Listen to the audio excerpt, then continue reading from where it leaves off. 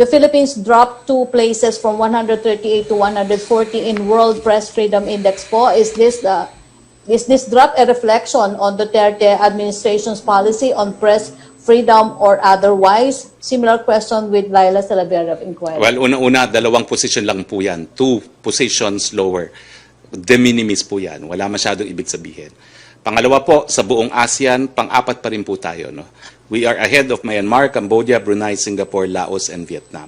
Pangatlo po, although ito ang pinakabababang ranking sa panahon ni Presidente Duterte, equivalent po ito sa pinakamataas na ranking nung panahon ni Presidente Noynoy Aquino. We see nothing wrong with it, pero of course, we dispute also the ranking because yung Reporters Without Borders considered as affronts to press freedom itong Rappler issue na alam naman natin na didesisyon na ng SEC na hindi naman appointed ni Presidente Duterte at mga appointees ni Presidente Aquino pa, at saka itong ABS-CBN na alam naman natin na kinakailangan talaga ng prangkisa. So we also dispute that these 2 issues should not have led to the decline in our ranking.